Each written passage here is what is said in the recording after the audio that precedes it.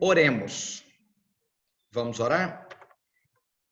Senhor Deus, muito obrigado pelo teu amor, o teu cuidado, obrigado porque estamos reunidos mais uma vez para continuar estudando a tua palavra.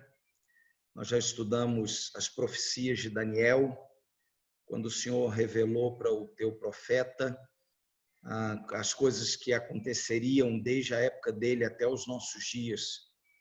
Agora, novamente, o Senhor revelou muitos pormenores de coisas que aconteceriam, principalmente nos dias que estamos vivendo.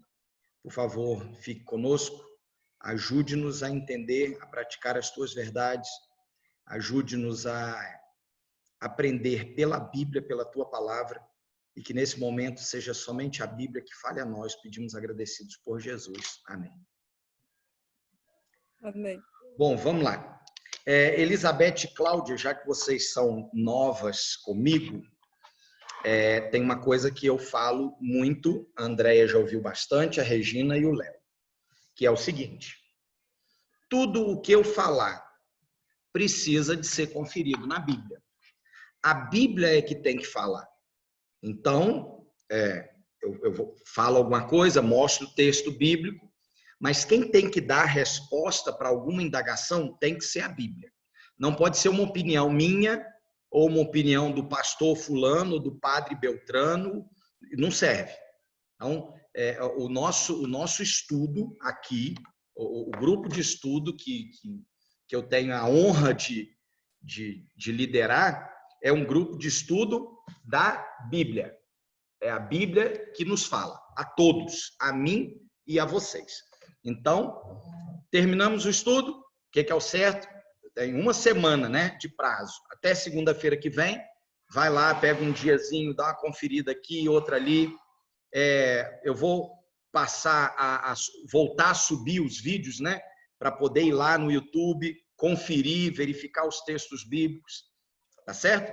Então, é isso aí. A Bíblia tem que conversar conosco. Tá certo? Assim é que funciona, assim é o certo.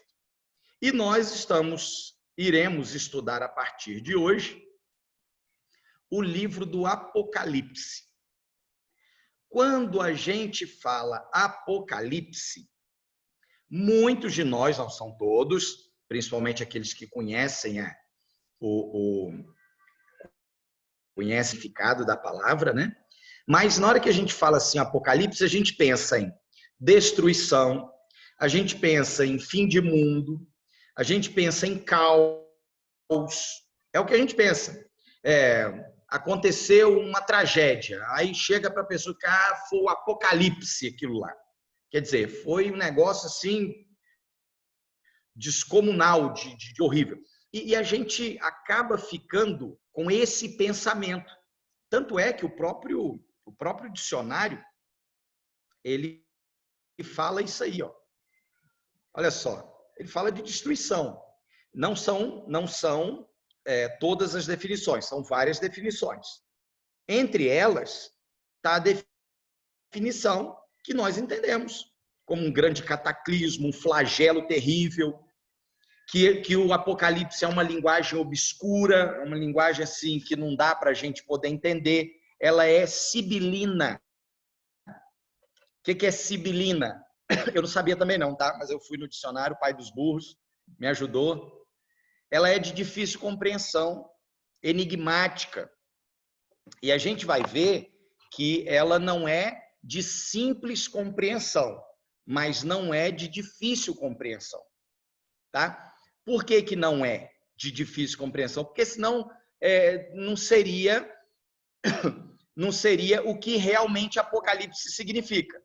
Apocalipse vem do grego, apocalipsis, que significa revelação. Então, o livro do Apocalipse poderia ter como título, como é no inglês. No inglês é revelation, revelação.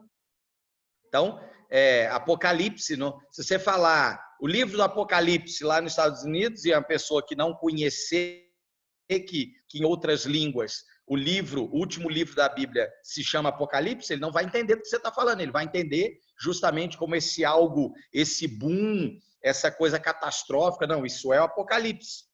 Porque o último livro da Bíblia para o norte-americano é o Revelation, tá? E, na verdade, Apocalipse significa revelação, vem do grego, que significa revelação. Então, foram revelações, João teve revelações, principalmente dos momentos finais da história desse mundo, dos momentos imediatamente após a volta de Jesus, o que iria acontecer no intervalo e o estabelecimento do reino de Deus eterno, tá? E durante o período que a gente estiver estudando a Bíblia, nós vamos ter que relembrar alguns conceitos que nós já vimos lá no livro de Daniel e vamos ter que juntar outros conceitos, tá? Afinal de contas, o livro do Apocalipse, ele é um livro com simbolismos, mas é um livro que esses simbolismos não são simbolismos soltos. Outras partes da Bíblia o explicam, como a gente viu lá em Daniel. Lá em Daniel nós vimos, por exemplo, que águas significam povos, tá? Pessoas. Nós vimos que lá em Daniel também, nós vimos que animais significam reinos. Então, assim, que um dia na profecia é um ano literal. Então, nós temos todos esse conjunto de normas para a gente entender as profecias que a gente já traz lá do livro de Daniel, tá? Já foi explicado. Os novos, se quiserem, depois a gente dá uma palhinha em relação a isso, mas eu vou colocar os textos bíblicos. Quando novamente nós falarmos desse simbolismo, eu vou colocar os versos da Bíblia. Como eu falei, a Bíblia que tem que explicar. Então, o Apocalipse é o livro de revelação. E é interessante que algumas pessoas têm essa visão do Apocalipse e ficam com medo. Aí, eu tenho uma analogia que eu acho que ela é bem interessante para a gente poder entender o que é o Apocalipse. Tá? Pensa o seguinte, todos nós que aqui estamos presos num campo de concentração. Um campo de concentração. E a gente, nesse campo de concentração,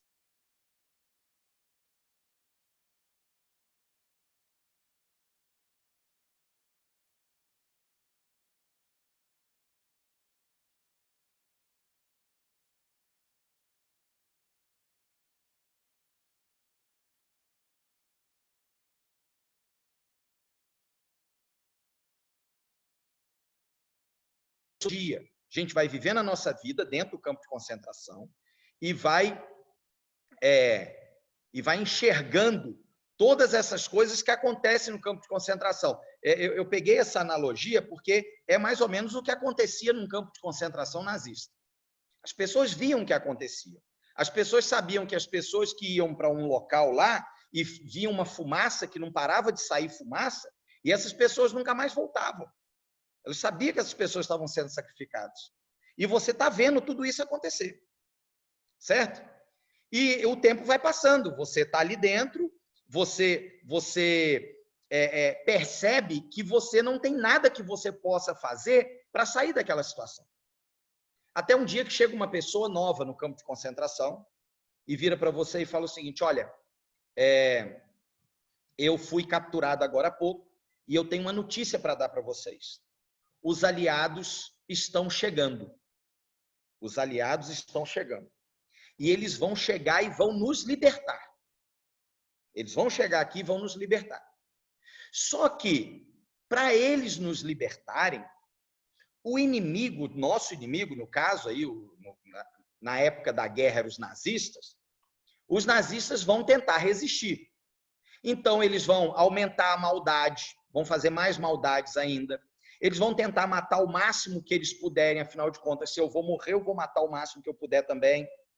E as coisas vão ficar muito piores do que já estão, à medida que o exército dos aliados se aproximarem. Você pode ficar com medo da situação que vai ficar pior, mas também você pode pensar que aquilo ali é sua única salvaguarda. E aí você pode ter uma postura e uma visão diferente. Você pode ter a seguinte postura: foi-me revelado o motivo pelo qual os nossos algozes estão mais agressivos. Aqueles que não sabem, que estão ali no campo de concentração, que não têm essa informação, eles vão ficar meio perdidos. O que foi? Os caras estão mais agressivos com a gente.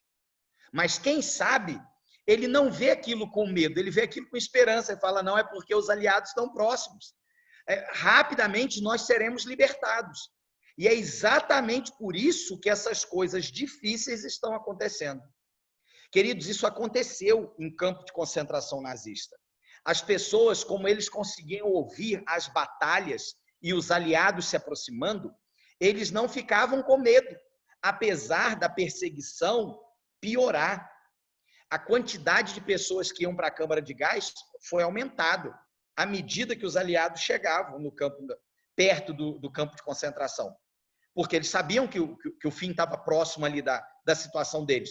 Mas para os judeus, aquele barulho de bomba, os barulhos de tiro cada vez mais altos e em maior quantidade, para eles era motivo de alegria. Afinal de contas, era a libertação dele. Eu gosto muito da gente comparar isso com o Apocalipse, porque tem gente que tem medo. Mas se você entender que você é um prisioneiro nesse mundo e que o rei do universo, o aliado do ser humano, está chegando para poder nos libertar uma vez por todas do nazista que está nos maltratando todos os dias e cada vez pior, em vez de ficarmos com medo, nós ficaremos felizes. Não felizes com o mal, não felizes com as pessoas estarem passando dificuldade, mas felizes porque, muito em breve, a nossa situação vai melhorar. E o próprio Jesus fala isso. Jesus ele deixa claro no sermão profético dele que quando a gente percebesse essas coisas acontecendo, não era para a gente ficar, não era para a gente ficar de cabeça baixa, não era para a gente ficar triste, tá? Ele vira e fala assim, olha, quando vocês virem essas coisas acontecendo, vocês precisam exultar. E ele fala isso lá em Lucas, no capítulo 21, versículo 28. Lucas 21, 28. Ele diz assim, ora, ao começarem essas coisas a suceder, exultai e erguei a vossa cabeça, porque a vossa redenção se aproxima. Você percebe? Então, Jesus, ele revela a João, e essa revelação, ela não é para nos entristecer. Essa revelação é para nos alegrar, para nos dar esperança, para nos dar certezas. Certezas que nós não temos aqui nesse planeta. Aqui a única coisa que a gente tem certeza é que as coisas estão indo de mal a pior e que a morte é certa. É a única certeza que nós temos. Quais as outras certezas? Não sei. Qual a certeza que eu tenho que eu vou trabalhar amanhã e vou chegar em casa sem Covid? Nenhuma, zero. Qual a certeza que eu tenho que se eu pegar a Covid eu não vou ser uma das vítimas? Nenhuma, zero. Nós não temos certezas. Nós vivemos num mundo de incertezas. E essa primeira parte de hoje, inclusive nós não vamos entrar assim, estudando os temas apocalípticos ainda, a partir da semana que vem a gente vai estudar, mas hoje a gente precisa dar um panorama geral do livro do Apocalipse. É um livro de muita simbologia, Tanto é que as pessoas acham ele sibilino, acham ele de difícil compreensão, acham ele enigmático. Por quê? Tem muita simbologia, mas a própria Bíblia explica essas simbologias. Outra coisa é o seguinte, o Apocalipse, ele tem fases, vamos dizer assim, ele tem fases. Eu vou explicar o que é isso. Vou explicar com a minha experiência. Eu sou dentista. A primeira vez que eu extraí um dente, eu gastei horas. E extrair um dente, hoje, para mim, é uma coisa muito simples. Mas naquela época era uma coisa muito complicada. E na minha cabeça era muito difícil e muito complicado. Na minha cabeça. E eu, então, me esforcei demais e consegui compreender e consegui executar uma extração simples. Aí teve a segunda fase. Extrair um siso, que é o terceiro molar. Ele é mais difícil que os outros. Não é tão simples. E aí, novamente, eu tive que me aprofundar no conhecimento cirúrgico, em técnicas cirúrgicas. Aprendi. Aí, eu parti para a terceira fase, que é extrair sisos complicadíssimos. A questão que eu estou querendo dizer para vocês é o seguinte: sem passar pela primeira, pela segunda, eu nunca chegaria na terceira fase. Então, como para alguns de vocês, não sei se para todos, é a primeira vez que nós estamos entrando em contato com o livro do Apocalipse, nós não vamos entrar em contato com coisas complicadas e controversas. Não vamos, porque não faz sentido, tá? E quando eu digo controversas, eu estou dizendo que existe muitos teólogos que pensam, a maioria dos teólogos, principalmente os teólogos adventistas do sétimo dia, afinal de contas, eu sou adventista, eu encaro a maioria dos teólogos da minha igreja. A maioria esmagadora dos teólogos da minha igreja pensam como eu vou mostrar para vocês. Existe um grupo pequeno, inclusive dentro da minha igreja, um grupo pequeno que pensa de uma outra forma, mas que ele não faz briga por causa disso. Não é motivo de briga, tá? E existe um grupo menor ainda de teólogos que pensam diferente até de mim e desse outro grupo, tá? Procura umas outras formas de pensar, mas que assim, quando a gente vai tentar harmonizar a ideia bíblica, fica um pouco complicado. Vocês vão lembrar que eu falei lá no livro de Daniel, e a Bíblia ela é uma só, tá? De Gênesis a Apocalipse. Lá no livro de Daniel, eu falei para vocês a questão da profecia historicista. Então, a gente, a cabeça de ouro, peito de prata, ventre de bronze, cabeça Babilônia, a gente encontra na história a evolução da história, o correr da história, um sentido linear da profecia. Babilônia, Medo-Pérsia, Grécia, Império Romano Papal, até chegar nos nossos dias. Então, assim, existe uma linha de atuação da profecia. No Apocalipse, não pode ser diferente. No Apocalipse, você tem uma questão linear. Se você não tiver essa questão linear, você perde completamente o foco de interpretação. A Bíblia você não pode interpretar, não, aqui eu quero interpretar de um jeito, acolá eu quero interpretar do outro, porque senão você começa a criar uma série de situações que, em vez de ajudar, dificultam, confundem. E a maioria das outras teorias a respeito do Apocalipse fazem, basicamente, uma mistura de interpretação. Ora é historicista, ora é futurista, ora é preterista. Isso aí são nomes, tá? Deixa eu falar para vocês. Eu preciso explicar o que é isso, né? Então, historicista. A profecia, ela acontece ao longo da história e à medida que a história acontece, tá certo? Isso é historicista. Então, uma profecia, ela tem um início, um meio e um fim. Nós podemos estar no meio da profecia, mas ela tem uma linha. Ela tem uma linha que vai do passado para o futuro, tá? Isso aí é a linha historicista, é histórico. A linha futurista diz que as profecias vão acontecer na frente. Então, a gente entra no Apocalipse, não, isso aqui vai ser na frente. Ah, tal coisa, não, na frente. Tal coisa, não, na frente. Então, é a linha futurista. E a preterista é aquela que diz assim, já aconteceu. Não, isso aqui já aconteceu, isso aqui já aconteceu, isso aqui já aconteceu. São três linhas, três segmentos. A gente precisa de entender que dentro do Apocalipse tem algumas coisas que teve um cumprimento literal, aconteceu no momento lá, e essa profecia que aconteceu naquele momento, aquelas informações daquele momento, elas dão uma ideia das coisas ao longo da história, tá certo? Vou dar um exemplo para vocês, para isso ficar claro. A primeira coisa que nós vamos... outra coisa, o Apocalipse, nós não vamos ficar estudando Apocalipse 1, Apocalipse 2, Apocalipse 3, igual fizemos com Daniel, não. Porque nós estudaremos por temas. Porque tem temas do Apocalipse que pegam mais de um capítulo, e aí ficaria meio quebrado, tá? Então, nós vamos por temas, por temática, tá certo? Então, olha só, por exemplo, a primeira temática que nós vamos estudar é a respeito das cartas para as 7 igrejas. Então, o anjo aparece para João, fala, João, escreve cartas para 7 igrejas. Que 7 igrejas são essas? Aí, Éfeso, Esmirna, Filadélfia, Tiatira, Sardes, Laodiceia, etc. Essas 7 igrejas, elas existiram. E as cartas que João fez, é uma carta, igual a gente escrevia antigamente, é o e-mail da época, né? Alguns aqui, conforme a idade, chegaram a escrever carta. Hoje em dia, eu acho que se o correio dependesse de carta para poder viver, tá morto, né? Então, assim, alguns de nós chegou a escrever carta. Então, era isso mesmo, João escreveu carta e mandou para a igreja. Uma carta que Deus falou para ele, escreve isso e manda para a igreja. Ele fez isso.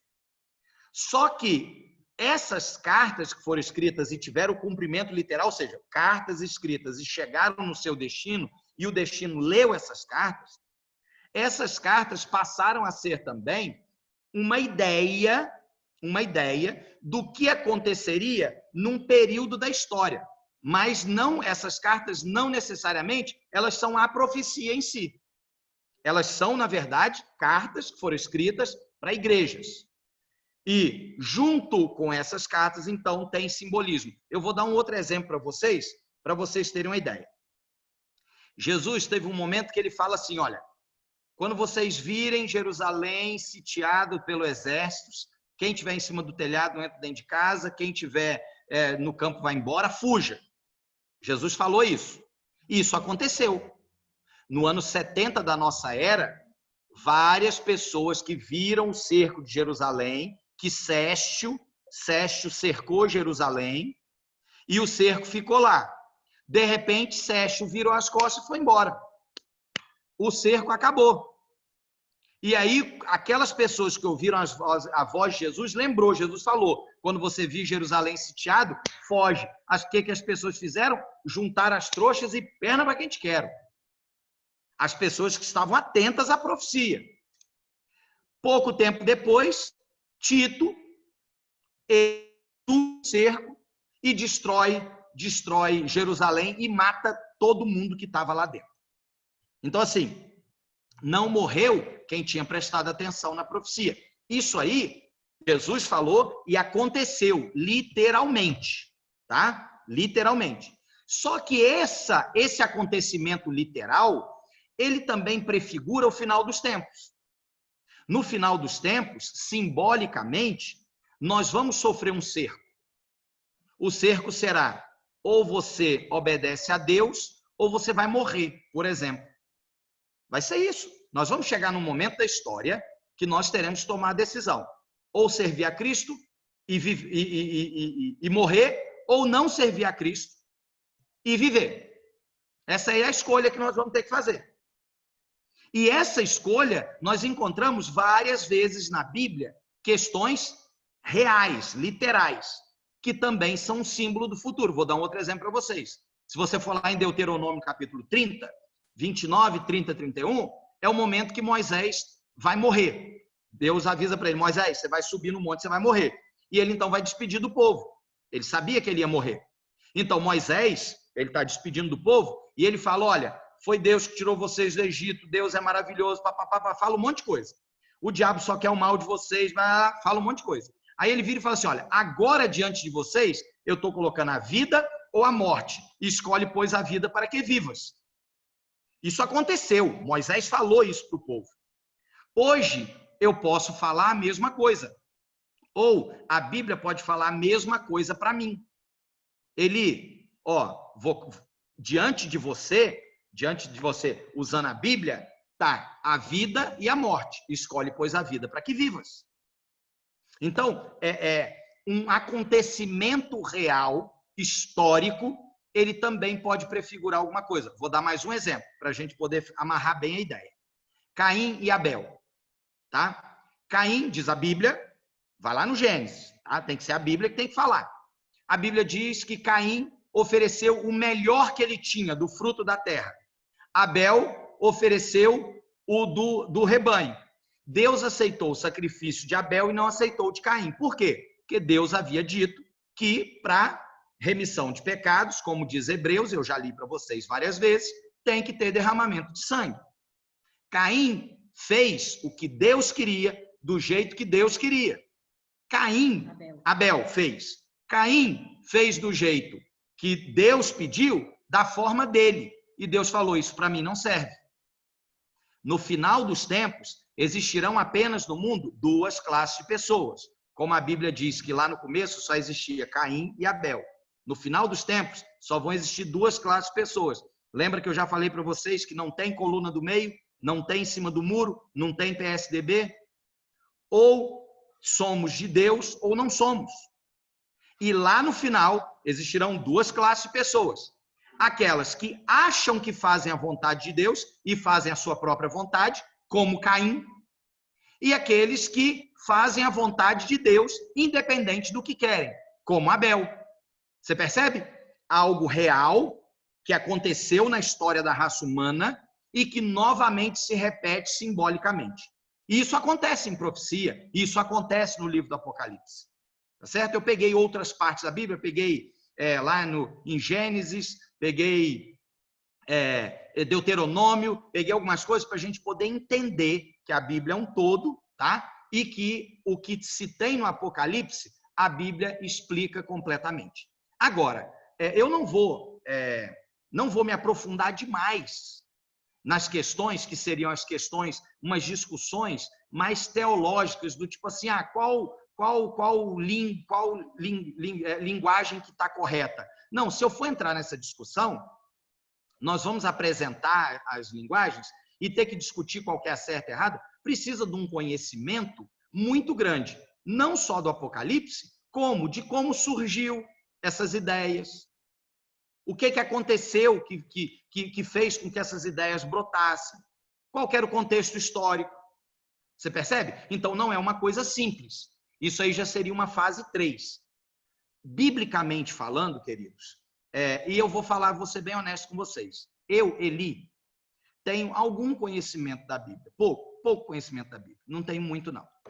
Mas o conhecimento que eu tenho, eu acho que a Bíblia é tão rica para um conhecimento profundo do evangelho simples, que eu não gosto desse tipo de discussão. Sabe por quê? Essas discussões, tem muita gente que adora polêmica e discussão, esse tipo de discussão, ela não é salvífica. Isso é na opinião pessoal. Ela não é salvífica. Esse tipo de discussão, de polêmica, isso só faz com que a gente duvide de Deus, duvide da Bíblia, comece a criar interpretações, comece a achar chifre na cabeça de cavalo. Unicórnio não existe. Unicórnio é um ser mitológico. E muitas vezes essas discussões, esses estudos, eles acabam trazendo seres mitológicos, coisas que ficam difíceis de conciliar com a Bíblia. Tá certo? Em algum momento isso pode acontecer. Então, nós temos uma riqueza de informações na palavra de Deus enormes. Então, vamos usar o que a palavra de Deus deixa claro e vamos nos aprofundar nesse conhecimento, no conhecimento da palavra de Deus, conhecimento mais simples, o conhecimento gostoso, prazeroso, tá certo? E o Apocalipse, você encontra essa linguagem obscura, sibilina, etc., mas essa linguagem, dentro de uma profundidade do texto bíblico, você consegue encontrar explicações, assim como nós encontramos explicações para todas aquelas simbologias loucas que nós estudamos no livro de Daniel. Estudamos animais, estudamos chifres, e um chifre que cai, um chifre que levanta, e um bode e um carneiro de 2 chifres, um bode. Nós encontramos.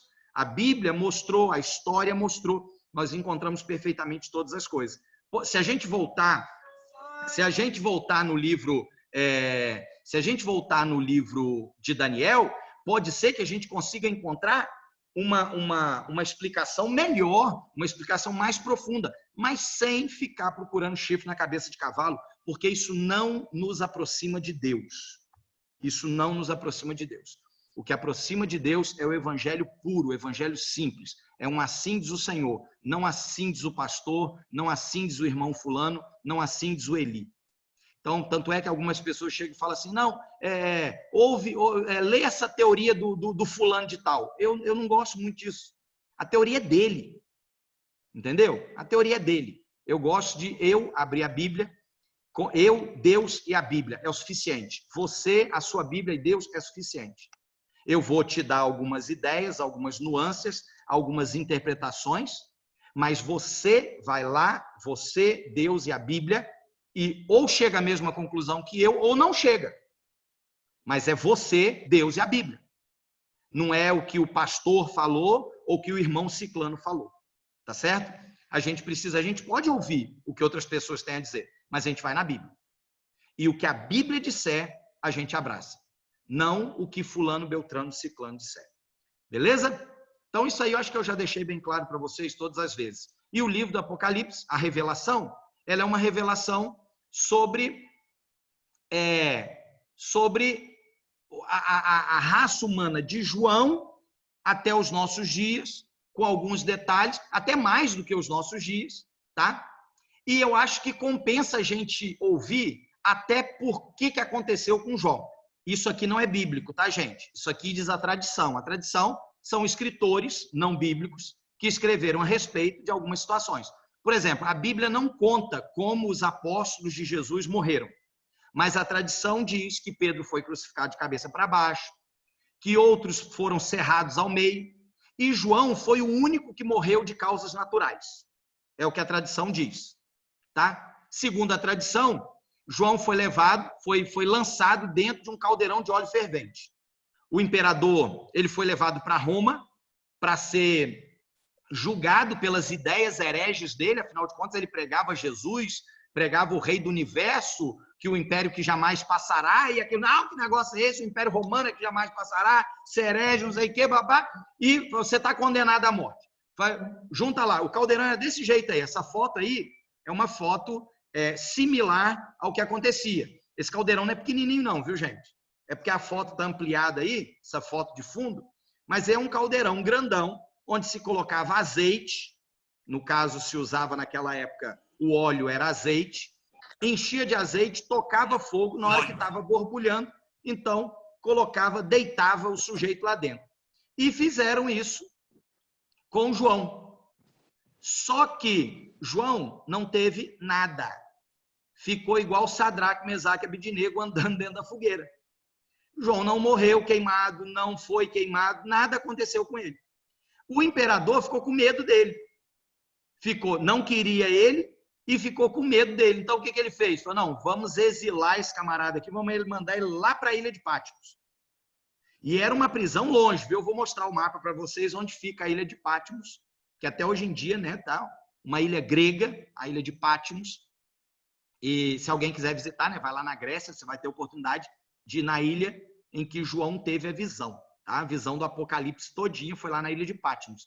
E o exílio deve ter acontecido por volta do ano 95, 96 da nossa era, e por volta do ano 100, João recebe a visão do Apocalipse na ilha de Patmos e escreve todas as coisas que ele viu e ouviu. E a própria Bíblia vai contar isso para a gente. Tá? Então, olha lá ali a ilha de Patmos aqui. Ó.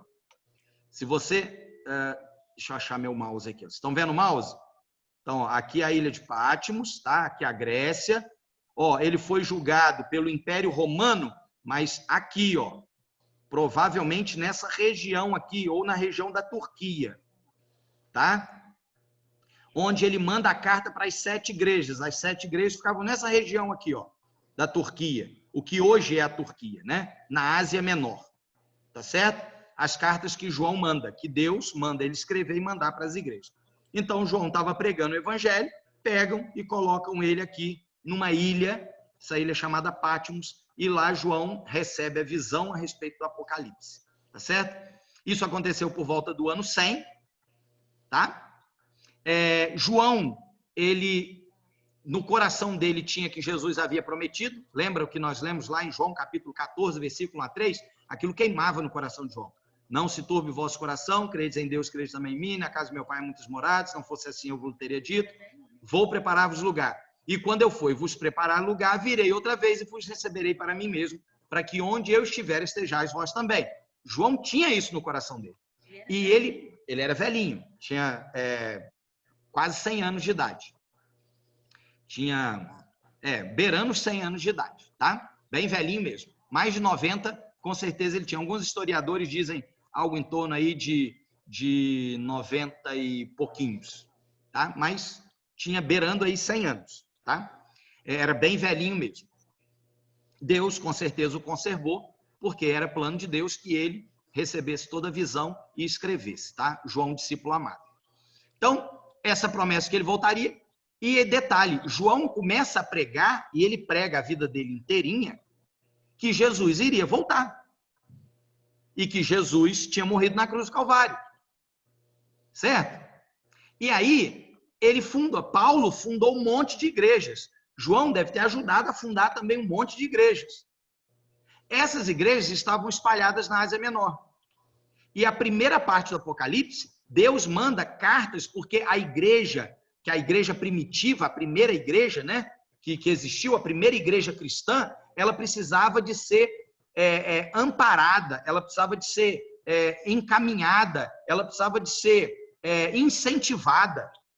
Então, Deus fala para João, escreve 7 cartas e manda para as 7 igrejas, porque a igreja estava toda espalhada. E João precisava de trazer aquela igreja espalhada e fazer daquela igreja uma unidade. Queridos, Deus sempre quis a unidade, não a uniformidade. Nós podemos pensar diferentes, mas o meu pensamento diferente, ele não pode gerar divisão ou contenda. Isso não provém de Deus. Quem gosta de divisão e contenda é o diabo. Ele ama divisão e contenda. De Deus, Deus quer que nós tenhamos união, não unidade, não uniformidade. Deus não quer que sejamos todos iguais, que pensemos iguais. Não, bobagem. Isso não existe.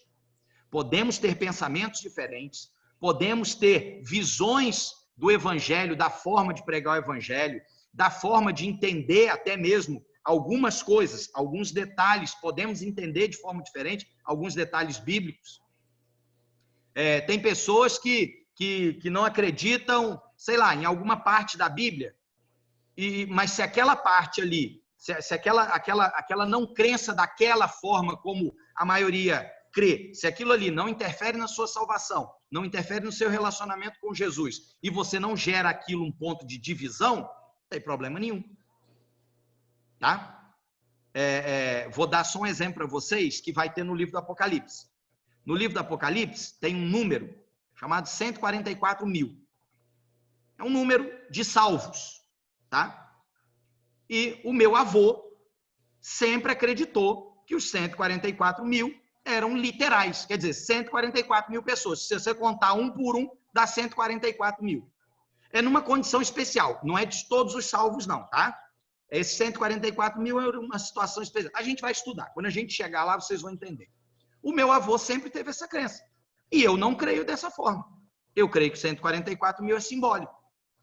Meu avô tinha as razões para crer desse jeito. Eu tenho razão para crer dessa forma. Nós nunca tivemos uma briga ou uma discussão por causa disso. O Eli. Certo? Então, assim, só completando o raciocínio, Léo, já vou te dar a palavra. As diferenças, Deus não quer uniformidade, mas Ele quer unidade, tá certo? Então, essas diferenças não podem nos dividir em hipótese nenhuma. Diga, Léo. Ontem, uma prima minha de Goiânia mandou um culto para eu assistir do pastor Marcos. Depois te mando privado para você pegar a linha. Certo. Então, beleza. Deus não quer dividir ninguém. Não, tá? nunca foi plano divino. Nunca foi plano divino. Tá? Não é para agora. Não é para agora. Não precisa falar nada agora. Depois a gente conversa. Sim, com certeza. Mas ontem o pastor Marcos foi muito feliz e eu pronunciei até no que ele é de Goiânia, tá? Aham. Sobre o sábado. Ele falou muito bem sobre nós, sobre o sábado. Ok. Depois Então, eu vou dar uma olhada nesse negócio. tá, Mas depois, né? Não, porque eu acho depois que eu entra dou no uma que você está olhada. falando. Manda o link para mim, manda no meu zap que eu vou dar uma olhada nisso aí. Tá. Tá? Mas assim, Então, só gente, que agora você falou sobre assim, a divisão, sim. né? Eu que estou com vocês e tudo, e quero preservar o sábado, eu tenho agora um conhecimento novo. Mas e os outros cristãos que estão em outras religiões? Como que a gente vai fazer? Ponto, não precisa falar agora. Só estou te passando isso aí para você dormir com a cabeça quente, tá? Não, mas isso aí é uma coisa, Léo, que eu não durmo mais cabeça quente. Não, eu ainda durmo, eu sou menino perto de você. Não, olha só, o fundador da Igreja Adventista do Sétimo Dia, o fundador da Igreja Adventista, ouve o que eu estou falando, se Tá. chama Guilherme Miller, tá? Ele é o fundador do movimento, a partir do movimento millerita, aconteceu a Igreja Adventista do Sétimo Dia. Quer dizer, a Igreja Adventista guarda o advento de Jesus do sétimo dia, porque guarda o sábado. Guilherme Miller, o fundador da Igreja Adventista do Sétimo Dia, nunca guardou um sábado. Nunca na vida dele. Morreu sem guardar o sábado. Então, é só para vocês terem uma ideia que isso não me assusta, depois a gente pode conversar sobre isso. Então tá, continua. Mas a grande questão, Tá. a grande questão é que o livro do Apocalipse e a Bíblia, ela nos dá uma série de coisas, uma série de ferramentas para que nós possamos conhecer, como o próprio Jesus falou, e o nosso presidente ama esse verso, né? E conhecereis a verdade vos libertará. Ele fala assim um pouco fora de contexto, que ele fala do ponto de vista humano, mas isso é do ponto de vista espiritual, tá? Do ponto de vista espiritual, você conhece a verdade e você está livre para você entender todas as coisas. E a verdade, ela nos une. A verdade não nos divide. Tá certo? Então, o livro do Apocalipse, ele é um livro que busca isso também, apesar de todas as suas simbologias, de todas as coisas.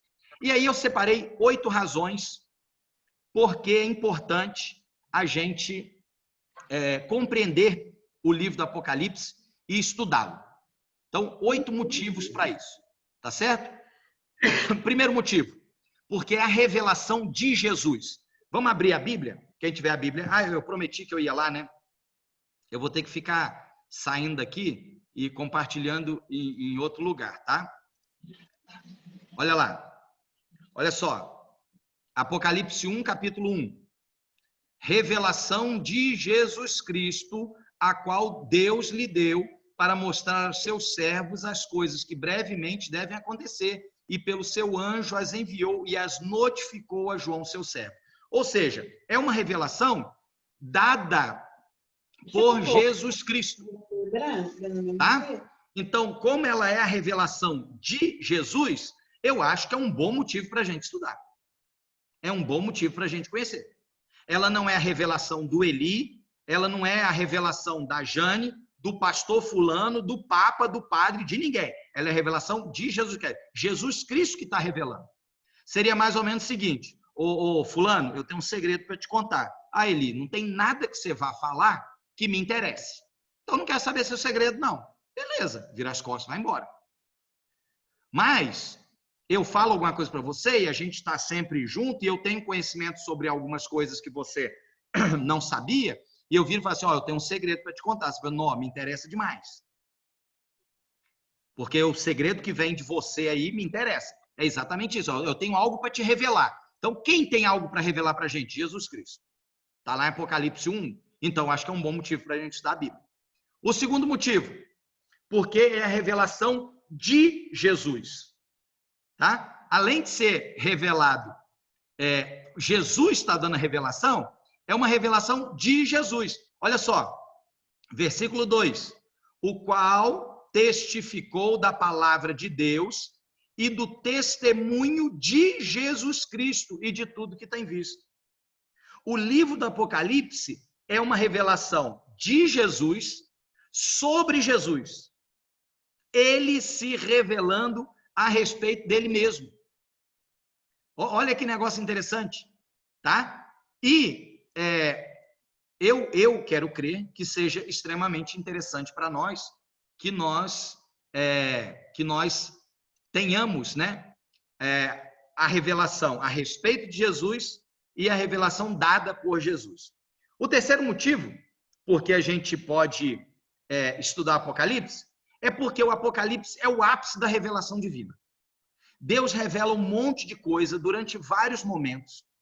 Tem alguns momentos que ele fala assim, olha, as coisas reveladas são para vocês, mas as ocultas não pertencem a vocês. Mas essa aqui é uma revelação muito grande, tá? Olha só o que fala no livro do Apocalipse, o capítulo 22, o versículo 16. Então vamos lá, ó. Apocalipse 22, 16. Estou colocando aqui para ficar mais fácil. Eu, Jesus, enviei o meu anjo para vos testificar essas coisas nas igrejas. Eu sou a raiz e a geração de Davi, a resplandecente estrela da manhã. Então, olha só, eu enviei o meu anjo para vos testificar essas coisas, para as igrejas. O que é as igrejas? Eu sou a igreja, você é a igreja. É para nós essa revelação, tá? E ela é uma revelação muito importante. Ela é o ápice da revelação de Jesus Cristo. Então, ele mandou para a gente com o objetivo de nos dar uma amplitude de visão, e essa amplitude de visão nós podemos, e na minha opinião, nós devemos ter, tá? Mais um outro motivo pelo qual nós podemos é porque fornece avisos e promessas para a igreja que apontam para a vitória final. Então, ela é para alertar a igreja, para fortalecer a igreja. Vamos ver isso, está lá em Apocalipse. Nós encontramos, pelo menos, eu vou separar pelo menos 2 lugares onde nós encontramos isso. Em Apocalipse, no capítulo 22, versículo 18, olha aqui, ó. Porque eu testifico a todo aquele que ouvir as palavras da profecia desse livro, que, se alguém lhe acrescentar alguma coisa, Deus fará vir sobre ela as pragas que estão escritas nesse livro. Se alguém tirar alguma coisa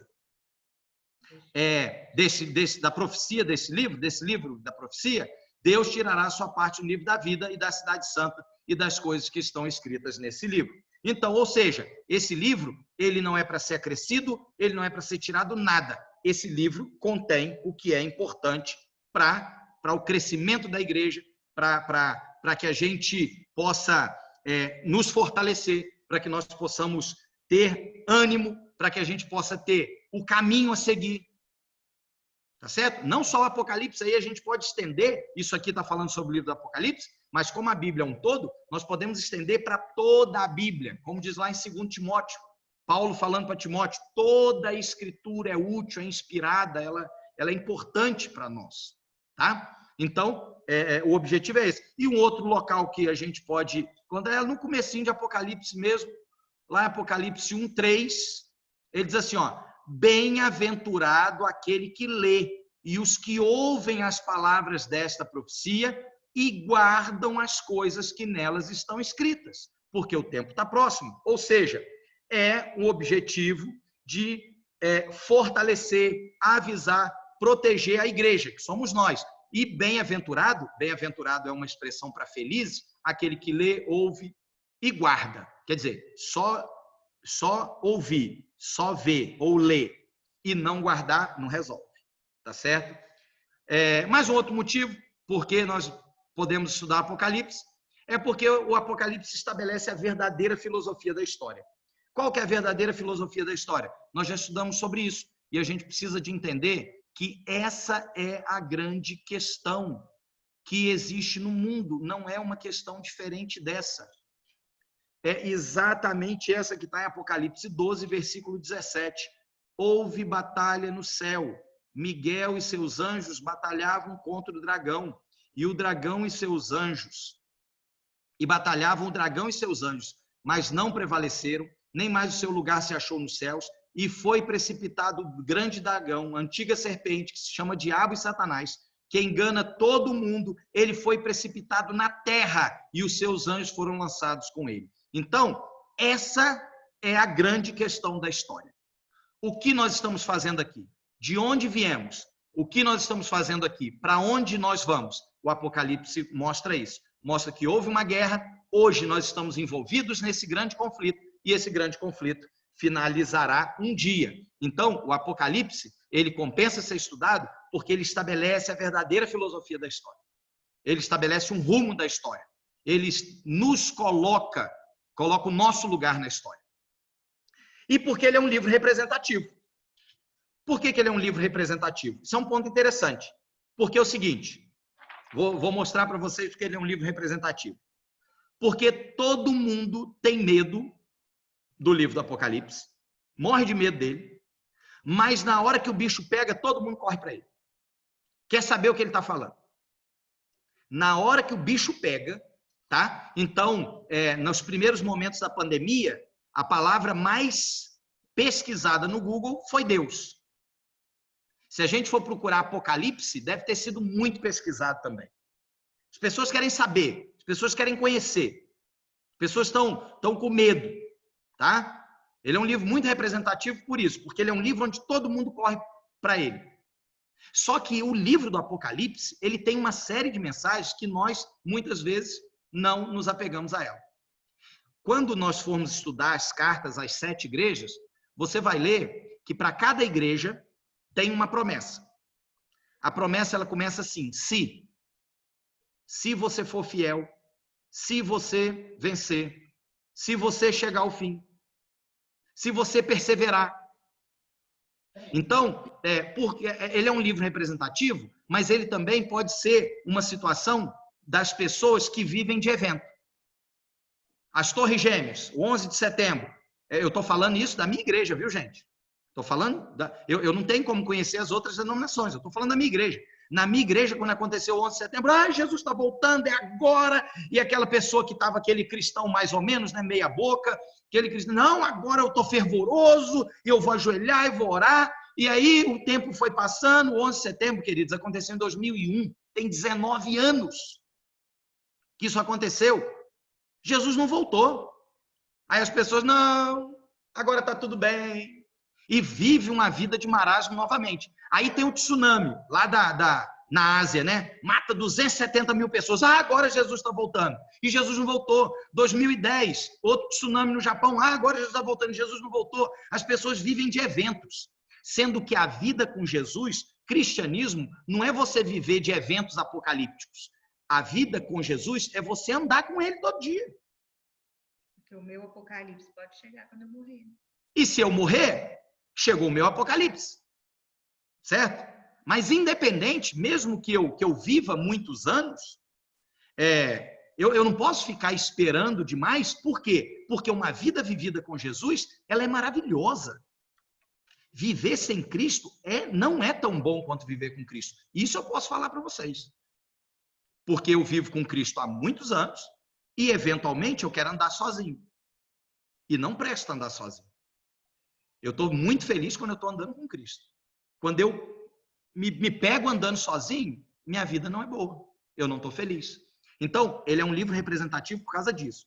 Porque muita gente vive de evento.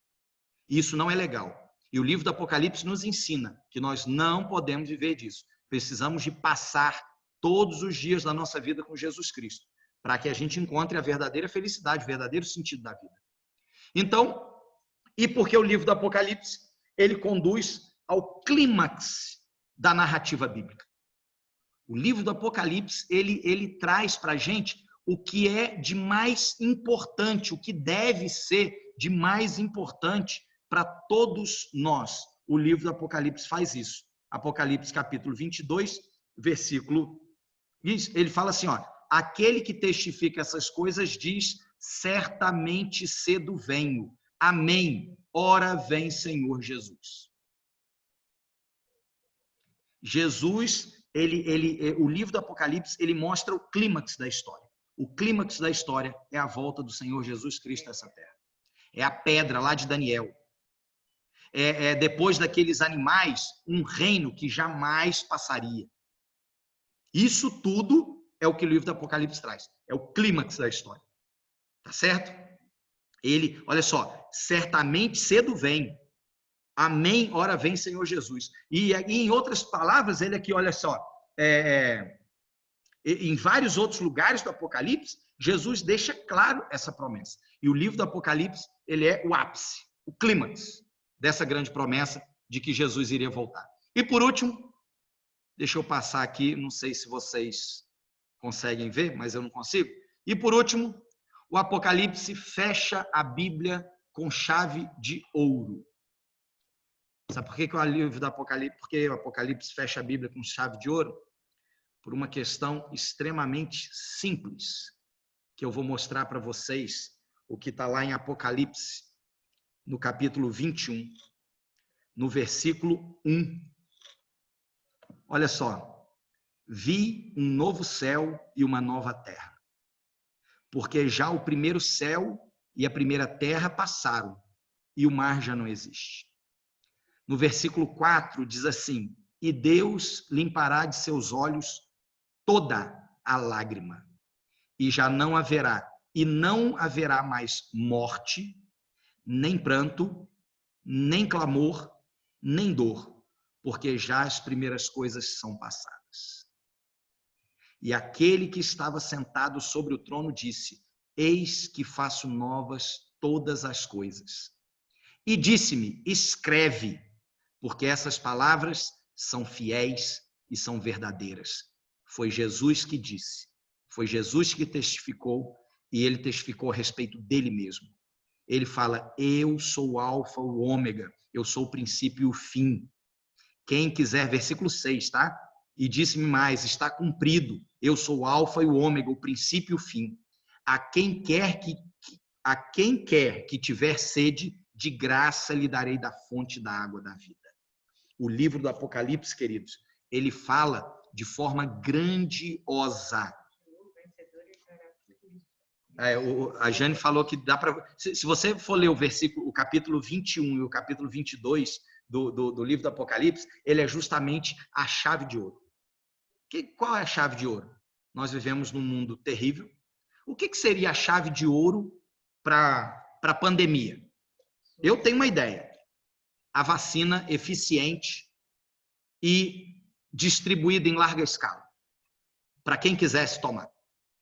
Isso para mim seria a chave de ouro. Seria a chave de ouro. Fechamento dessa pandemia com chave de ouro. O fechamento da Bíblia, o livro do Apocalipse, ele demonstra que o que nós vivemos aqui nesse planeta, seja bom ou seja ruim, vai acabar.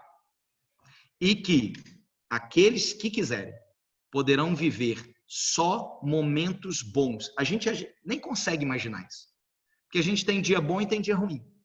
Agora você imagina todos os dias, durante toda a eternidade, serem dias bons. Isso é algo inimaginável. E o livro do Apocalipse fecha dessa forma. Eu acho que são 8 bons motivos para nós estudarmos o livro do Apocalipse. Que Deus nos dê força para que nós estudemos durante todo o período necessário. Nós vamos ter, são 22 capítulos do livro do Apocalipse, nós vamos ter aproximadamente uns 18 estudos, talvez 19, tá? Sobre os assuntos do livro do Apocalipse, para a gente poder compreender um pouco a revelação, o segredo que Jesus quer contar para mim e para você, para que a gente possa, em vez de quando virmos essas coisas acontecerem, nós ficarmos cabeça baixa, triste, deprimido, nós possamos levantar a nossa cabeça, exultar, porque a nossa redenção, a promessa de Apocalipse 22, 1, 2, 3, 4, 5, 6, ela está próxima de acontecer. Que Deus nos abençoe. Vamos orar? Oremos. Senhor Deus, muito obrigado. Muito obrigado porque o Senhor nos concedeu, o Senhor nos contou esse segredo. Nós somos muito gratos ao Senhor porque nós podemos conhecê-lo e nós podemos estar preparados e nós podemos estar felizes quando virmos que a nossa redenção, o momento em que nós viveremos eternamente sem nenhum pranto, sem choro, sem dor, sem clamor, que está muito próximo disso acontecer, e quando nós estivermos vivenciando isso, nós poderemos ficar felizes em vez de deprimidos ou cabisbaixos. Fique conosco, abençoe-nos, guie os nossos passos, dá-nos força para a gente compreender as verdades do livro do Apocalipse e, acima de tudo, fazer como o Senhor mesmo pediu que nós fizéssemos, que nós lêssemos, que nós ouvíssemos, mas, acima de tudo, que nós guardássemos no nosso coração e que nós praticássemos as verdades que aprendemos. Pedimos essas bênçãos, agradecidos, no nome de Jesus. Amém, Senhor. Amém. Amém. As boas-vindas para a Claudinha.